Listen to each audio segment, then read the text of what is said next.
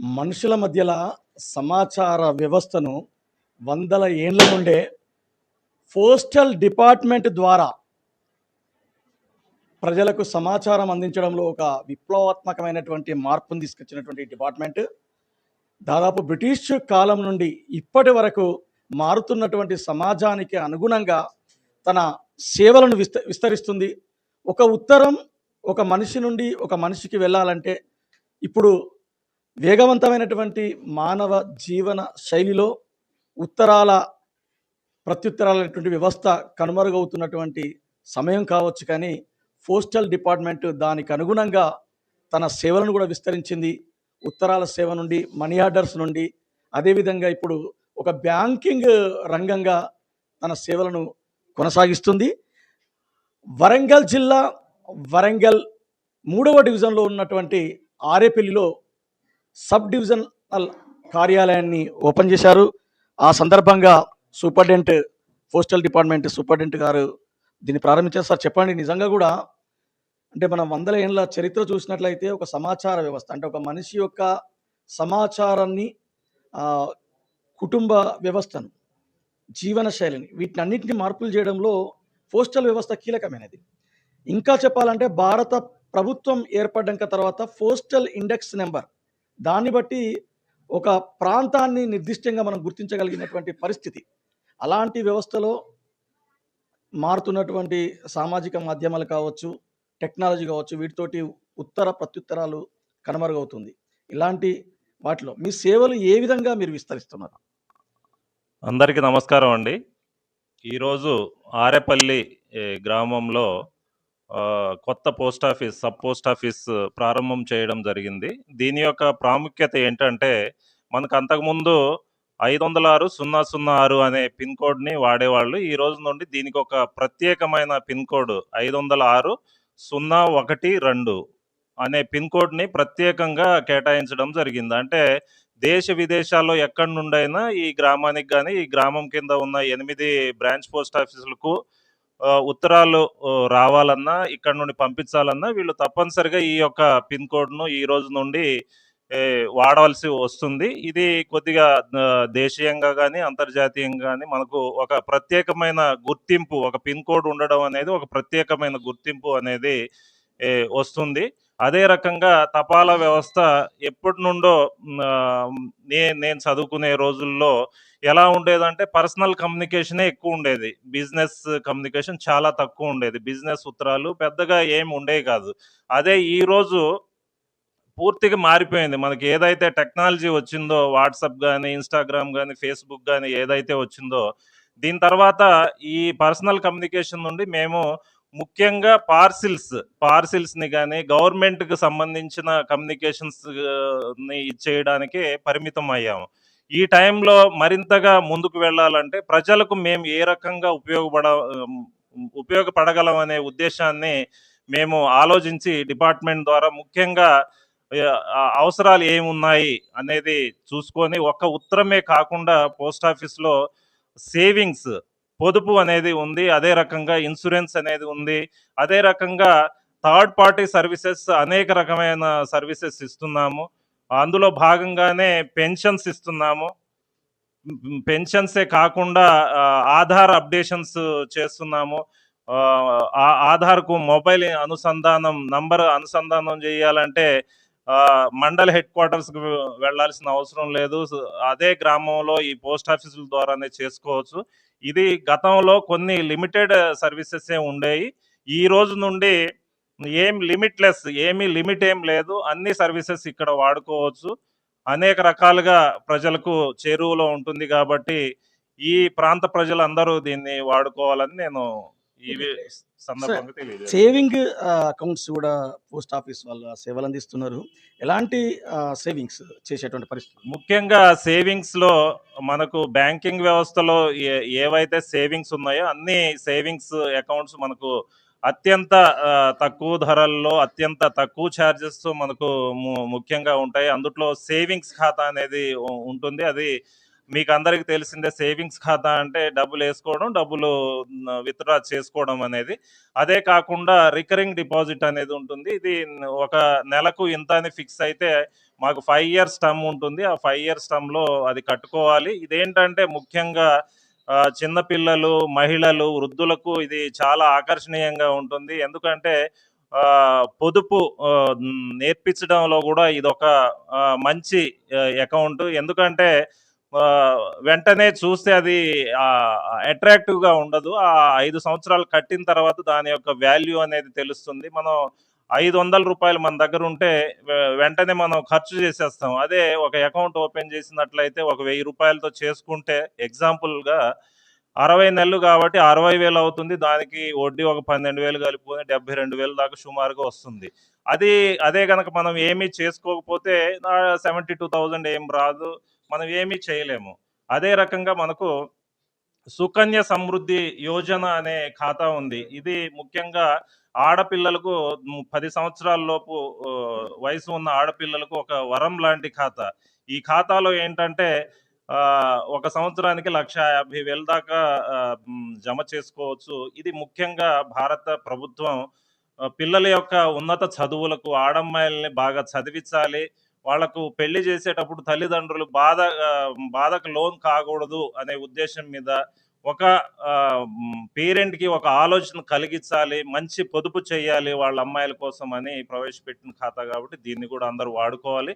అదే రకంగా అబ్బాయిలకు గూడా అబ్బాయిలు ఎవరైనా చేసుకోవచ్చు. ఏజ్‌తో రిస్ట్రిక్షన్ లేకుండా పీపీఎఫ్ ఖాతా అనేది ఉంది. ఇది 15 సంవత్సరాల ఖాతా. చాలా మంచి ఖాతా ఇది యాక్చువల్‌గా. 15 సంవత్సరాల తర్వాత ప్రతి 5 సంవత్సరాలకు విత్ ఆర్ వితౌట్ డిపాజిట్స్ గూడా దీన్ని కొనసాగించొచ్చు. ఉన్న ఖాతాల్లో ఇది బ్యాంక్స్‌లో గూడా ఉంటుంది. పోస్ట్ ఆఫీస్‌లో గూడా ఉంటుంది గాబట్టి ఇది గూడా చాలా మంచి ఖాతా. అదే రకంగా వృద్ధాప్యంలో ఉన్న వాళ్ళకు ఎంఐఎస్ మంత్లీ ఇన్‌కమ్ స్కీమ్ అనే ఖాతా ఉంటది. ఇందుట్లో ఫిక్స్డ్ డిపాజిట్ చేస్తే ప్రతి నెల గవర్నమెంట్ నిర్ధారించిన రేట్స్ ప్రకారం జాయిన్ అయ్యే రోజు ఏదైతే రేట్ ఉంటుందో అది ఆ గడువు ముగిసేదాకా కూడా ప్రతి నెల వడ్డీ వస్తుంది. అదే రకంగా సీనియర్ సిటిజన్ సేవింగ్ స్కీమ్ అనేది కూడా ఉంది. ఇది ఎవరికైతే 60 సంవత్సరాలు లేదా గవర్నమెంట్ జాబ్స్‌లో చేస్తూ రిటైర్మెంట్ పొందారో ఇందుట్లో జాయిన్ కావచ్చు. ఇది గూడా క్వార్టర్లీ అంటే 3 నెలలకు ఒకసారి ఇందుట్లో ఇంట్రెస్ట్ వస్తుంది. ఇది సీనియర్ సిటిజన్స్ కాబట్టి మామూలు ఇంట్రెస్ట్‌ల కంటే దీనికి 1% ఇంట్రెస్ట్ ఎక్కువగానే ఉంటుంది కాబట్టి ఇది గూడా అందరూ వాడుకోవచ్చు. అదే రకంగా మనకు ఇంకేమున్నాయి ఖాతాలు? బ్యాంకుల్లో ఉన్నట్టుగానే 1 year, 2 years and 3 years, 5 years అని 4 రకాలైన ఖాతాలున్నాయి. ఇవి గూడా మంచి ఆకర్షణీయమైన వడ్డీ ఉంటుంది గాబట్టి అందరూ చేసుకోవాల్సిందిగా ఓకే సార్. అంటే బ్యాంకింగ్ రంగానికెళ్ళినైతే బ్యాంకింగ్ సెక్టర్‌కెళ్తే మనం చెక్స్, తర్వాత ఏటీఎమ్స్ ఇట్లాంటి సౌకర్యాలున్నాయి. మీ దగ్గర ఇలాంటియేమన్నా ఉన్నాయా? అన్నీ ఉన్నాయండి మనకు. మనకు ఆన్‌లైన్ బ్యాంకింగ్ గూడా ఉంది. ఆన్‌లైన్ బ్యాంకింగ్ ద్వారా అన్నీ చేసుకోవచ్చు. చెక్ బుక్ ఫెసిలిటీ ఉంది. అన్నీ సౌకర్యాలున్నాయి. ఇప్పుడు బ్యాంక్‌తో తక్కువగా ఏం లేదు. మేము ఓన్లీ డీడీ ఇష్యూ చేయం. లోన్స్ ఇవ్వం తప్ప అన్నీ మిగతా కార్యక్రమాలన్నీ చేస్తాం. ఆన్‌లైన్‌లో కట్టుకోవచ్చు. ఆన్‌లైన్‌లో అకౌంట్ క్లోజ్ చేసుకోవచ్చు. అన్నీ చేసుకోవచ్చు. ప్రధానంగా చాలా ఇన్సూరెన్స్ కంపెనీస్ హెల్త్ ఇన్సూరెన్స్‌ను ప్రొవైడ్ చేస్తున్నాయి. అంటే ఇప్పుడున్నటువంటి ఆరోగ్య సమస్యలు అంటే మనం ఇతర దేశాల్లో చూసినట్లయితే డిపెండ్ ఆన్ పర్సన్స్ అంటే హెల్త్ ఇన్సూరెన్స్ ఉన్నట్లయితే మెడికల్ సర్వీసెస్ ఇస్తారు. ఒక ఇండియాలో తప్ప. హెల్త్ ఇన్సూరెన్స్ పోస్టల్ డిపార్ట్‌మెంటే మనకి చేస్తుంది. ముఖ్యంగా ఇన్సూరెన్స్ విభాగంలోకొస్తే మేము ట్రెడిషనల్ ఇన్సూరెన్స్‌గా postal life insurance, rural postal life insurance అనేది చేస్తున్నాము. ఇది ఎందుకంటే పోస్టల్ లైఫ్ ఇన్సూరెన్స్ చాలా 1884 నుండే ఉంది. 150 సంవత్సరాలు పైబడగా మేము అప్పటి నుండి చేస్తున్నాం. పోస్టల్ లైఫ్ ఇన్సూరెన్స్‌లో ముఖ్యంగా ఏంటంటే మనకు భారతదేశంలో స్టార్టింగ్‌లో ఏ ఏ యొక్క ఇన్సూరెన్స్ కంపెనీ లేడీస్‌కి ఉమెన్స్‌కి అసలు ఇన్సూరెన్స్ చేయడానికి ముందుకు రాలేదు. First insurance company postal life insurance ద్వారానే ఫస్ట్ లేడీస్‌కి పోస్టల్ డిపార్ట్‌మెంట్ ద్వారానే ఈ యొక్క పాలిసీలు ఇవ్వడం జరిగింది. దాని తర్వాత అదర్ ఇన్సూరెన్స్ కంపెనీలు గూడా చూసి వాళ్ళకు ఇవ్వడం జరిగింది. ఎందుకంటే వాళ్ళకి ఎక్కువ రిస్క్ ఉంటదనే ఉద్దేశ్యంతో వాళ్ళకివ్వలేదు. అదే రకంగా ఇది కేవలం గవర్నమెంట్ ఎంప్లాయీస్‌కి తర్వాత పబ్లిక్ సెక్టర్ అండర్‌టేకింగ్ వాళ్ళకి మాత్రమే ఉండేది. దాని తర్వాత ఇప్పుడు డిగ్రీ హోల్డర్స్ కూడా దీన్ని ఎక్స్‌టెండ్ చేశాము.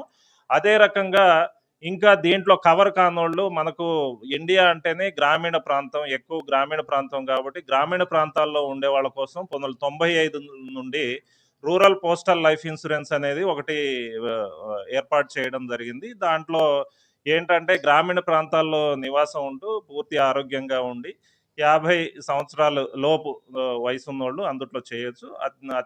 మంచి స్కీమ్స్ ఇవి. మేము డైరెక్ట్‌గా ఇచ్చేయి. అదే కాకుండా థర్డ్ పార్టీ సర్వీసెస్ అని మేము టాటా గాని, బజాజ్, రిలయన్స్, ఆదిత్య బిర్లా ఇవన్నీ కొన్ని టై అప్స్ ఉన్నాయి మాకు.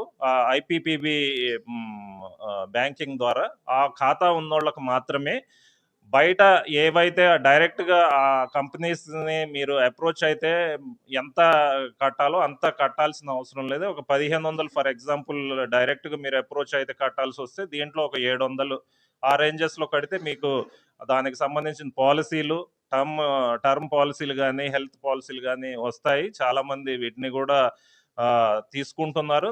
మీరు ఇందాక చెప్పినట్లుగానే వీటి మీద మన ఇండియాలో అయితే ఎక్కువ అవగాహన లేదు హెల్త్ ఇన్సూరెన్స్ మీద. మేము ఈ హెల్త్ ఇన్సూరెన్స్ గాని, టర్మ్ ఇన్సూరెన్స్ గాని, మా ఇన్సూరెన్స్ గాని చాలా ప్రమోట్ చేస్తున్నాము. చాలా వరకు సక్సీడ్ గూడా అవుతున్నాము. చాలామంది ఈ సర్వీసెస్‌ని వాడుకుంటున్నారు. ఈ ప్రాంత ప్రజలు గూడా వాడుకోవాలని మేము కోరుకుంటున్నాం. Okay sir. అంటే ఇప్పుడు 10 గ్రామాలు ఈ సబ్ డివిజన్ కింద ఉన్నాయి. ఆ సేవింగ్ అకౌంట్‌కి ఎంత అమౌంట్ డిపాజిట్ చేయాలని కోరుకుంటున్నారు మీరు మా ప్రజల నుండి? ఇది ఏంటంటే ఒక పోస్ట్ ఆఫీసు అక్కడ సస్టైన్ కావాలంటే ఉన్న సర్వీసెస్ వాడుకోవాలి. ఎంతమందైతే ఉంటున్నారో మాక్సిమం ఆ సర్వీసెస్‌ని వాళ్ళకు అవసరాన్ని బట్టి ఇప్పుడు అమ్మాయి ఉంటే సుకన్య ఓపెన్ చేసుకోవాలి.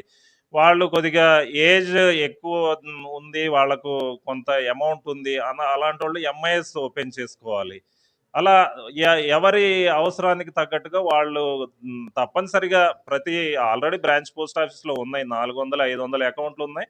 ఇంకా కస్టమర్స్‌కి ప్రజలకు ఏవైతే అవసరాలున్నాయో ఆ ఖాతాలు వాళ్ళు ఓపెన్ చేసుకుంటే మేము గూడా ఈ యొక్క ఫైనాన్షియల్ ఇంక్లూజన్‌లో పాత్ర పోషిస్తున్నందుకు మాకు గూడా ఆనందంగా ఉంటుంది. మేడం చెప్పండి. అంటే ఈ సబ్ డివిజన్ ఆఫీస్ ప్రారంభానికి వచ్చారు. మేడం చెప్పండి. అంటే ఈ పోస్టల్ డిపార్ట్‌మెంట్ చేస్తున్నటువంటి సేవల పట్ల మీ సార్ నా చిన్నప్పటి నుండి నాకు పోస్టల్‌లో ఉత్తరాలు రాయడం అనేది బాగా అలవాటు. ఇంట్లో మా నాన్నగారు నెలకి మినిమమ్ 2, 3 ఉత్తరాలు మా అమ్మమ్మ వాళ్ళకని, పిన్ని వాళ్ళకని రాయించేవాడు. నా థర్డ్ క్లాస్‌లో మా నాన్నగారు ఉత్తరం హమేషా నాకు తెలుగు రాయడం రావడానికి మాత్రమే లెటర్‌లు రాయించేవాడు. పోస్ట్ ఆఫీస్‌తో అంటే నాకు చాలా సంబంధం. అంటే ప్రతి ఎగ్జామ్ రిజల్ట్స్ కోసం వెయిట్ చేసినా అన్నీ పోస్టల్‌లోనే వచ్చేవి. పోస్ట్ మ్యాన్ ఇంటికొచ్చేవాడు. ప్రతి విషయాన్ని అడిగి తెలుసుకునేవాడు. ఏం చేస్తున్నావు? ఎక్కడి నుండి నీకు ఉత్తరం వస్తుంది? ఇది బేసిక్ నీడ్ సార్ యాక్చువల్‌గా. ఇప్పుడంటే అన్నీ వాట్సాప్, ఈమెయిల్ అని అన్నీ అప్డేట్ అయ్యాయి గానీ, ప్రీవియస్ విషయంలో అయితే ప్రతిదీ మనం ఉత్తరం ద్వారానే తెలుసుకునేవాళ్ళం. ఉత్తరం అంటే అసలు ఉత్తరం వస్తుంది అంటే, మీ ఇంటికి ఉత్తరం వచ్చిందా? ఏం చేసేవాళ్ళు? ఏం చేస్తారు? ఎవరి దగ్గర నుండొచ్చింది? చుట్టుపక్కల వాళ్ళు వెళ్ళి ఇంట్రెస్టింగ్‌గా వినేవాళ్ళం. వాళ్ళ ఇంటికి ఉత్తరం వచ్చింది. అయ్యయ్యో! వాళ్ళ ఇంటికి ఉత్తరం వచ్చిందని చెప్పేసి. లోన్స్ సో, బేసికల్‌గా బ్యాంక్స్ కంటే ఎక్కువ రేట్ ఆఫ్ ఇంట్రెస్ట్ కూడా ఆఫర్ చేస్తున్నారు. బెనిఫిషియల్‌గా కూడా ఉంది చాలామంది ప్రజలకి. సో, అందరికీ శుభాకాంక్షలు సార్. కొత్త ఆఫీస్. సో, మీ సర్వీసులను మేము గూడా ఉపయోగించుకుంటాము. ధన్యవాదాలు సార్. ఈ అవకాశం ఇచ్చినందుకు ధన్యవాదాలు. అంటే ఒక ఉత్తరం ఒక ఇంటికొస్తే మంచి చెడుల సమాచారం ఉండేది. ఆ ఉత్తరాన్ని ఆ గతకాలపు స్మృతులుగా ఉత్తరాలు దాచిపెట్టుకున్నటువంటి ప్రజలు గూడా ఉన్నారు. అక్కడి నుండి ఇవాళ సేవింగ్ అకౌంట్స్ వరకు, ఇన్సూరెన్స్‌ల వరకు ఒక నమ్మకం. భారత ప్రభుత్వం లో పనిచేస్తున్నటువంటి పోస్టల్ డిపార్ట్‌మెంట్ అంటే ఒక నమ్మకం. ఆ నమ్మకం నుండి వినియోగదారులకు ఆ ఖాతాలను తెరవడంలో కూడా ఒక నమ్మకం ఉంది. నిజంగా ఇంకా చెప్పాలంటే భారత ప్రభుత్వంలో అనేక వ్యవస్థలు ప్రైవేటు పరం అవుతున్నటువంటి క్రమం లోపల పోస్టల్ వ్యవస్థ ఇంకా జీవించడం ఉండడం గొప్పగా చెప్పుకోవచ్చు. పోస్టల్ డిపార్ట్‌మెంట్ సూపరింటెండెంట్ రవికుమార్, అదేవిధంగా ఆరేపల్లి బ్రాంచ్‌కి సంబంధించినటువంటి యూనియన్ బ్యాంక్‌కి సంబంధించినటువంటి లక్ష్మి గారు ఈ పోస్టల్ డిపార్ట్‌మెంట్ సబ్ డివిజన్ కార్యక్రమాన్ని ప్రారంభించారు. దీన్ని సద్వినియోగం చేసుకుంటారని పుడమి టీవీ ఆశిస్తుంది. కెమెరామెన్ గుడిశాల నవీన్‌తో జితేందర్, పుడమి టీవీ.